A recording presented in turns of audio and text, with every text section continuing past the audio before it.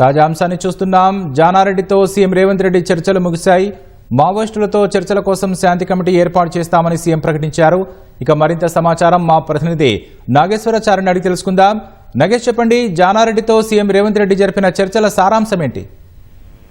Operation Kagar కు సంబంధించి party senior నేతలు జానారెడ్డి, కేశవరావుతో ముఖ్యమంత్రి చర్చలు జరిపారు. ఇప్పటికే దీనిపైన మావోయిస్టులు ఒక లేఖ రాశారు.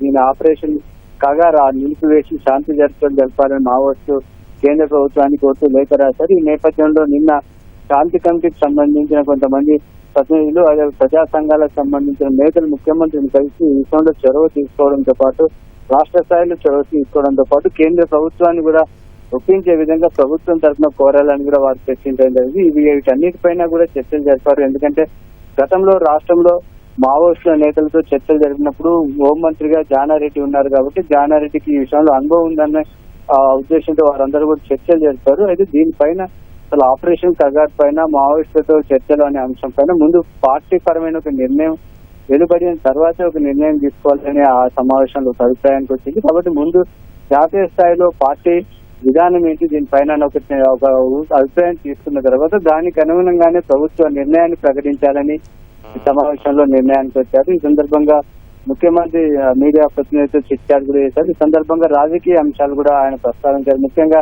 నిన్న కేసీఆర్ చేసిన స్పీచ్ లో ఎలాంటి స్పష్టత లేదని, కేవలం ఆయన అసహనం, అభద్రతా భావం అందులో ఉందని రేవంత్ రెడ్డి వ్యాఖ్యానించారు. ఇదంతా కూడా ఇప్పటికీ ఖజానా అంతా ఖాళీ చేసి పైగా తమ పైన నిందలు చేస్తున్నారు.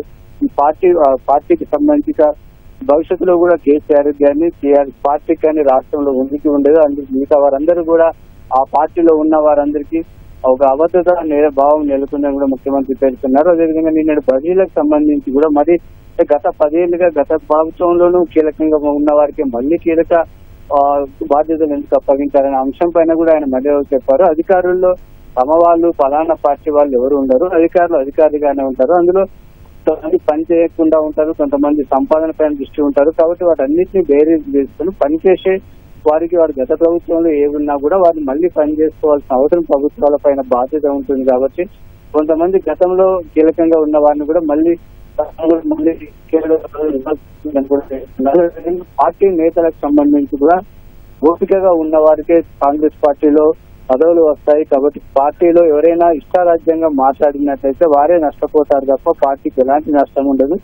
ఖచ్చితంగా ఓపికగా పనిచేస్తున్న వారందరికీ కూడా పదవులు వస్తాయని గతంలో అనేక సార్లు కూడా రుజువైందని కూడా ఆయన వ్యాఖ్యానించారు. అదేవిధంగా ఎమ్మెల్యేలకు సంబంధించి కూడా కొంతమంది పార్టీ ఎమ్మెల్యేలు కేవలం హైదరాబాద్ లో ఉంటూ టైం పాస్ చేస్తున్నారు. అలా కాకుండా వారు నియోజకవర్గాలకు వెళ్లి సర్కారం వివరించినప్పుడే వారికి కూడా నియోజకవర్గంలో భవిష్యత్తు ఉంటుంది, ప్రభుత్వానికి పార్టీకి కూడా మంచి కూడా ముఖ్యమంత్రి వ్యాఖ్యానించారు.